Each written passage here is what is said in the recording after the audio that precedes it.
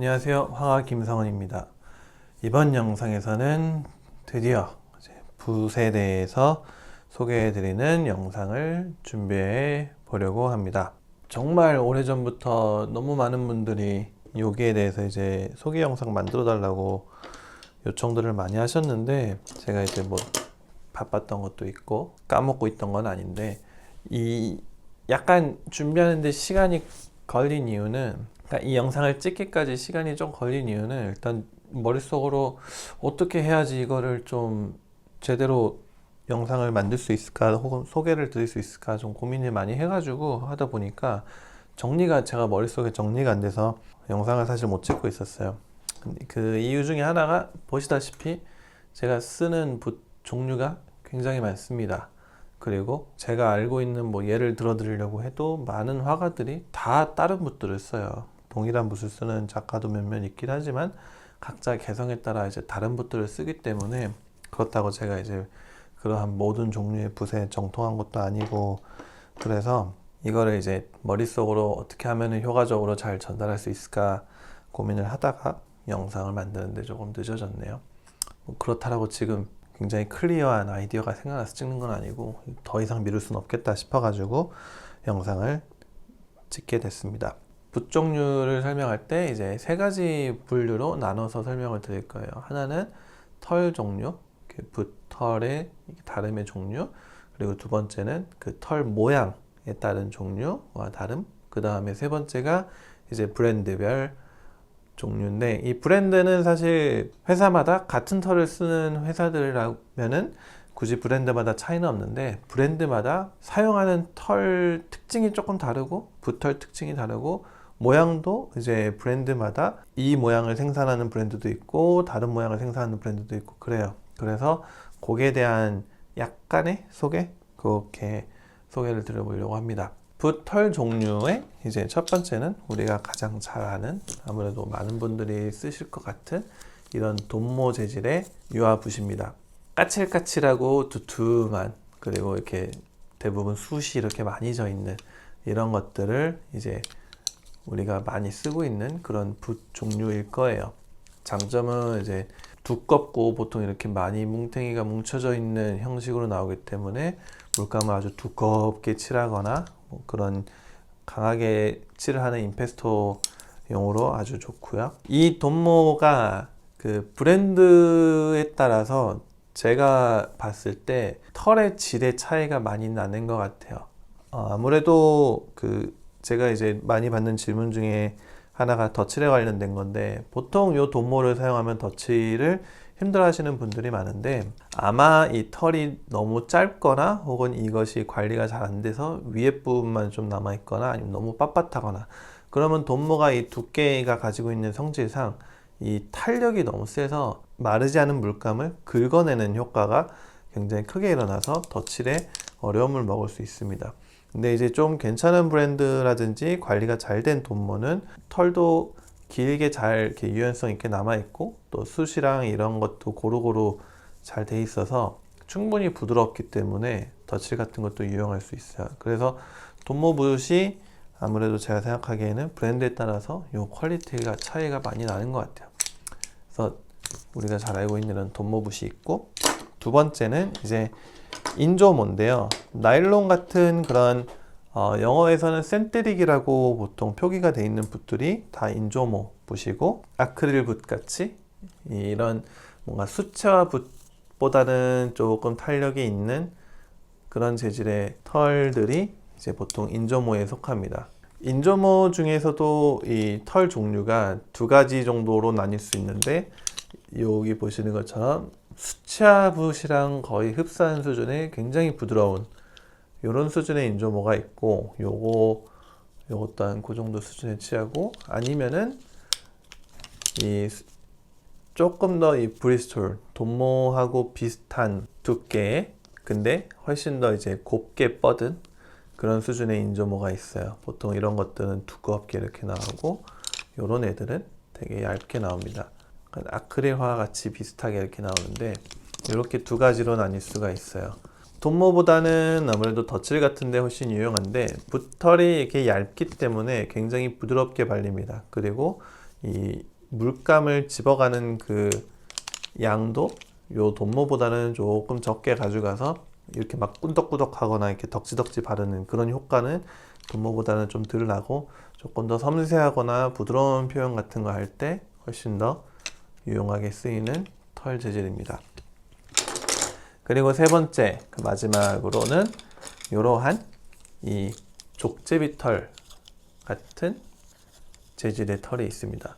이런 것들이 아마 유화를 쓰실 때 잘 안 쓰는, 조금 생소할 수 있는 그런 재질의 털들인데, 이런 털을 다루는 브랜드도 사실 별로 없고요. 그리고 아마 유화에 쓴다면은 이런 것만 쓰다가 여기를 쓰면은 조금 어색할 수 있는 수준의 그런 굉장히 이 부드러운 그런 털 재질입니다. 비교를 하자면은 동형화 붓하고 조금 비슷할 수 있는데 그보다는 탄력이 좀 있고요. 그보다는 이렇게 원래 모양을 잡아가는 그런 탄력이 있고, 두께감도 요 인조모하고 그 센테릭하고 조금 비슷한 수준입니다.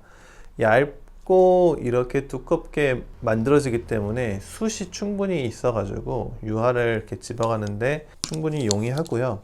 이런 붓들이 이제 웨로넷, 알라프리마 하기에 가장 이 적절하게 디자인이 되어 있는 붓입니다. 근데 이런 거는 호불호가 많이 갈릴 수 있어요. 왜냐면은 굉장히 힘이 없기 때문에 조금 답답할 수 있어요. 그리고 굉장히 그 힘이 없는 만큼 이 붓 터치를 하는 이 컨트롤이 굉장히 까다롭게 작용이 됩니다. 근데 그만큼 익숙해지면은 표현할 수 있는 것들이 굉장히 많은데, 좀 거칠고 크게 두껍게 그리고 큰 작품 같은 거 하는 분들한테는 조금 답답하게 느껴질 수 있어요. 근데 덧칠로 세밀하게 인물화 같은 거나 정물화 같은 거 표현할 때는 이거만한 붓은 또 없습니다. 이렇게까지가 이제 큰 털 부류고, 그 다음에 이제 모양인데요. 요게 이제 보통 잘 알고 있는 필버트라고 해야 되나? 이 둥그런 모양, 그거를 이제 필버트라고 하고, 요거를 이제 가장 많이들 익숙하게 쓰고 있을 거예요.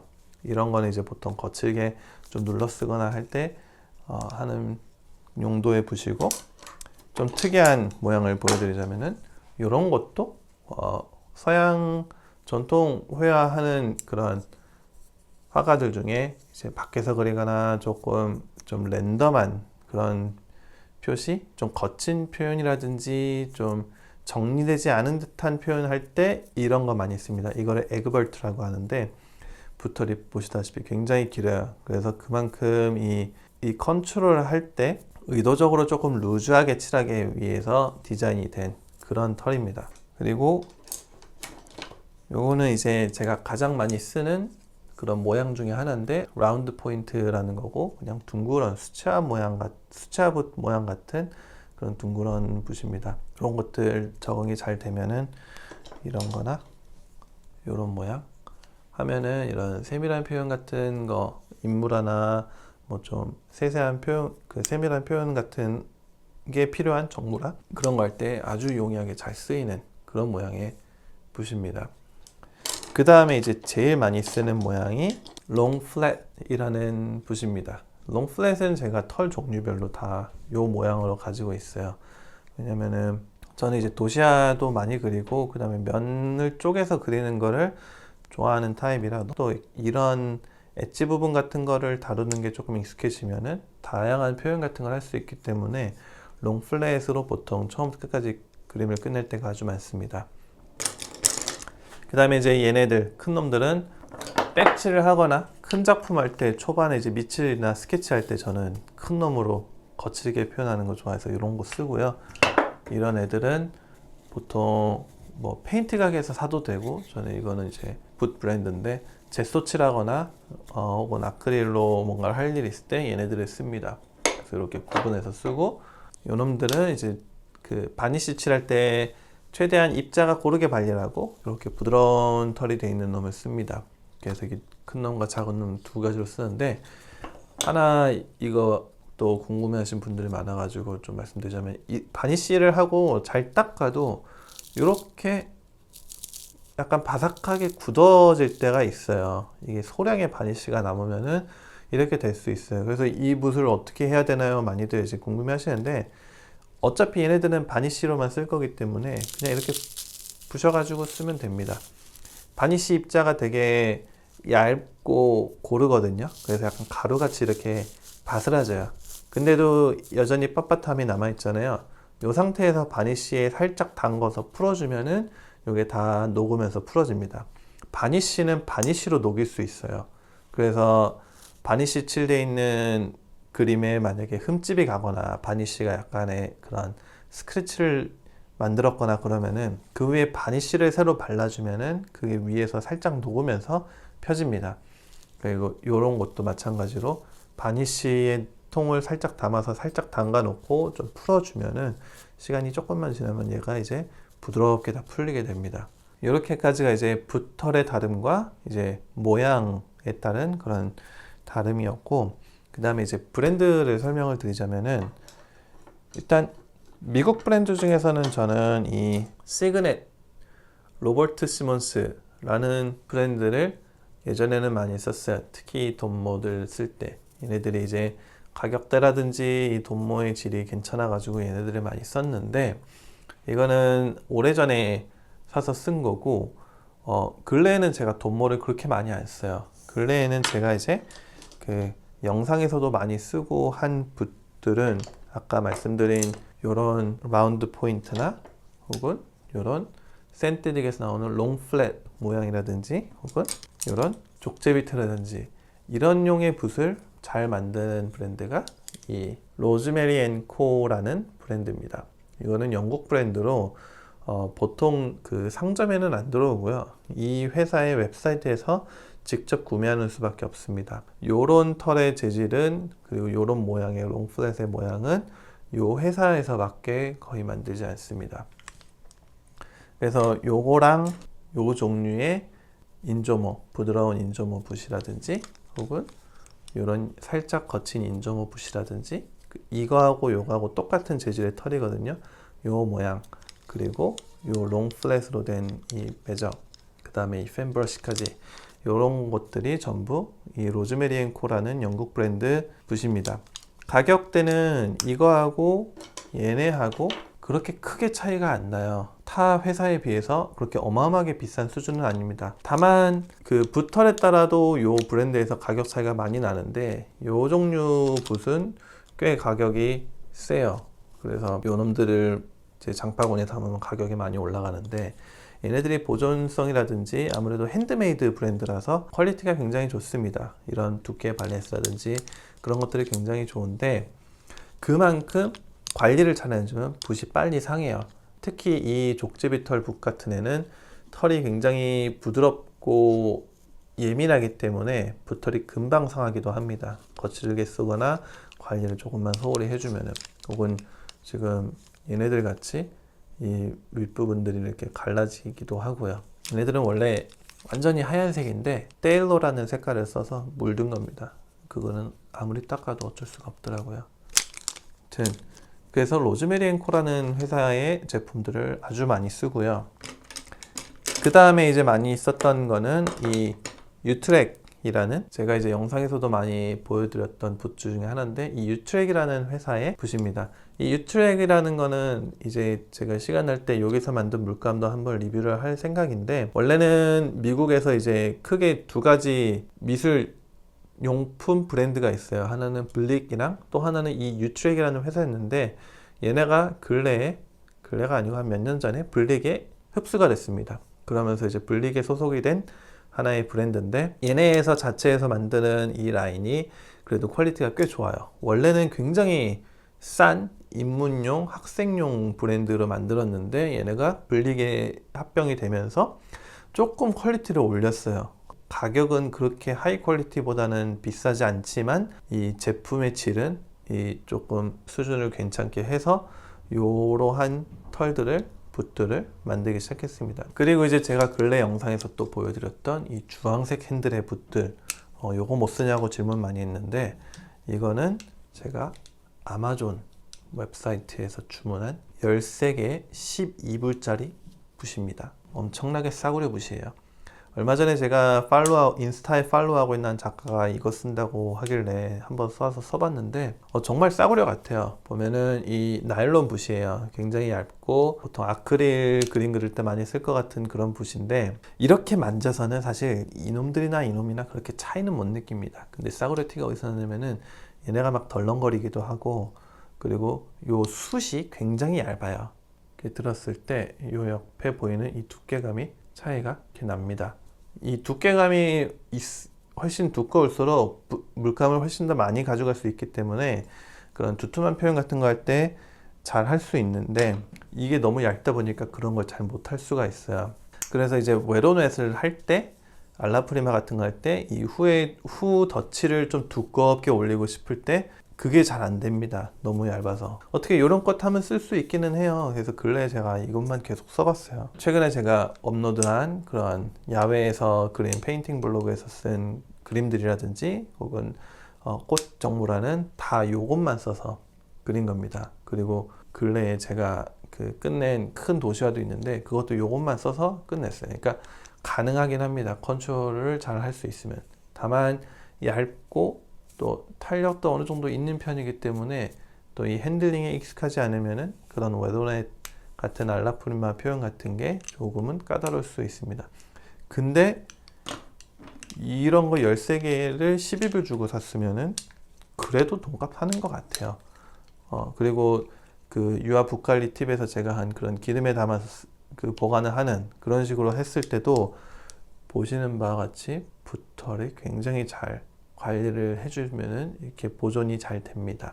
이게 제가 지금 쓴 지 한 3개월 좀 돼가는 것 같아요. 근데도 이제 전혀 망가짐이 없이 혹은 털 빠짐이 없이 이게 잘 유지가 되고 있는 거 보면은 관리만 잘 해주면은 이렇게 쓰면은 아주 오래 갈 것 같습니다. 얘 하나가 12불이에요. 12불은 넘나? 그런 거 치면은 이제 쓸만하다고 얘기할 수 있겠죠? 여기까지가 이제 붓에 대한 정보입니다. 그러면 이제 제가 좋아하는 또 제가 생각하는 그런 특징들을 말씀을 드리면은 알라프리마 특히 이 덧칠 관련 질문들을 굉장히 많이 해주셔서 일단 거기에 유용한 붓을 먼저 설명을 드릴게요. 덧칠의 가장 장점이 많이 낼 수 있는 붓이라면은 아무래도 요 붓일 것 같아요. 이 족제비털 붓. 얘네들이 이렇게 탄력이 그렇게 강하지 않기 때문에 이렇게 굉장히 부드럽게 퍼지는 효과가 있기 때문에 밑에 깔려있는 이 초반에 깔려지는 그 유화들을 스크래치를 주지 않고 혹은 저항을 주지 않으면서 그 위에 물감을 살짝 올려놓는 그런 기가 막힌 기능이 있습니다. 그래서 덧칠할 때 얘만큼 효과가 잘 드러나는 붓은 없는 것 같아요. 근데 그만큼 이게 힘아리가 없기 때문에 다소 어색할 수 있어요. 이거를 쓰기. 그리고 많이 답답하다고 느껴질 수도 있어요. 제가 이거를 쓰는 사람들 혹은 처음 시도하는 사람들을 봤을 때 한 50% 5대5 정도로 나뉠 정도의 호불호가 갈렸던 붓이기도 해요. 저는 가끔 쓸 때 이거를 쓰는 거를 좋아합니다. 근데 저도 가끔씩은 조금 더 거칠고 좀 이 과감한 표현하고 싶을 때는 얘네가 조금 답답한 느낌이 좀 있어요. 제가 개인적으로 덧칠이나 묘사나 거친 표현이나 그런 걸 하기에 가장 좋고 다 할 수 있다고 생각하는 붓은 얘네들입니다. 그래서 제가 얘네들을 제일 좋아해요. 요거나 요 로즈메리에서 나온 요 브랜드입니다. 이거는 제가 링크에 어떤 애들인지 남겨놓을게요. 얘네들이 밸런스가 제일 좋고 이 그 브리스톨의 거침과 그 다음에 이 털들이 가진 이런 섬세함이 있기 때문에 원하는 표현을 할 때 제가 원하는 대로 가장 잘 입혀지는 그런 붓 중에 하나인 것 같아요. 얘도 마찬가지로 부드럽기 때문에 요거가 얘하고 얘 중간 사이의 수준을 만들어주는 재질의 붓이고 얘는 요거하고 이 브리스톨의 중간점을 잘 만들어주는 그런 붓입니다. 그래서 보통 저는 요 두 개의 모양 혹은 종류로 처음 끝까지 다 끝낼 수가 있어요. 요건 끝내는 걸 좋아합니다. 다만 말씀드렸듯이 요거 하나 값이 얘의 12개 값이에요. 그러니까 요즘에는 얘를 쓰고 있어요. 그 차이점을 극명하게 보기 위해서. 물론 여전히 이 붓들만큼 퀄리티가 얘네들이 대처를 할 수 있을 만한 퀄리티인지는 잘 모르겠습니다. 제가 이걸 쓸 수 있다면 얘를 당연히 쓰겠는데 얘네들이 붓이 망가져가지고 지금 사실 요즘에 많이 안 쓰고 있어요. 얘는 관리를 제가 초반부터 잘해서 모양이 잘 잡혀 있는데, 근데 가격적인 부담도 어떻게든 생각을 해야 되니까 요놈들로 쓰고 있습니다. 근데 내가 만약에 관리 잘할 거야, 그리고 이 붓에 조금 투자를 해보고 싶어, 좀 새로운 내 실력이, 내 그림의 효과가 붓 때문인 것 같아, 그래서 정말 좋은 붓으로 한번 해보겠어, 그러면은 요 브랜드의 이 붓들을 제가 추천을 드립니다. 그리고 그 붓 중에 제가 이제 많은 분들이 좋다고 여기실 것 같은 붓이, 제 영상을 보고 저런 그림 한번 그려보고 싶어 라고 생각을 하시면서 그런 비슷한 붓을 쓰고 싶으신 분들이 있다면은 이 종류의 붓을 한번 써보기를 추천을 드려요. 그리고 조금 더 섬세하고 부드러운 표현을 하고 싶다 그럴 때는 요 붓을 추천을 드려요. 이것도 같은 회사 로즈메리의 에버그린이라는 종류의 붓입니다. 똑같이 롱 플랫이고요. 그 다음에 완전 정통적인 알라프리마, 그런 표현을 한번 써보고 싶다 그랬을 때 한번 써보실 만한 게 요 똑같은 로즈메리 브러쉬의 마스터스 초이스라는 붓입니다. 이름이 되게 촌스럽게 들리는데 왜 마스터스 초이스라면은, 이 알라프리마로 유명한 미국 화가들이 몇 있어요. 리차드 스미스라는 사람과 제레미 립킨이라는 사람 등등, 그쪽에 이제 거장이라고 불리는 사람들이 있는데 그들을 위해 만든 붓이었습니다, 이게. 그리고 그들은 이거밖에 안 써요. 그래서 그들의 초이스다 해가지고 아주 자신 있게 이름을 지은 게 마스터스 초이스예요. 그래서 요것도 한번 써보시면은, 한 두세 개 사서 써보시면은 이런 붓도 있구나 하실 거예요. 여기까지가 이제 제가 드릴 수 있는 붓에 대한 소개해드리고요. 또 막상 찍었는데 또 잊은 게 있을까봐, 지금은 당장 생각이 안 나는데 다 말한 것 같아요. 아무튼 또 질문이 있으시면은 언제든 댓글 남겨주시면은 제가 시간이 나는 대로 답변을 드리겠습니다. 제가 준비한 영상은 여기까지고요. 시청해주셔서 감사합니다.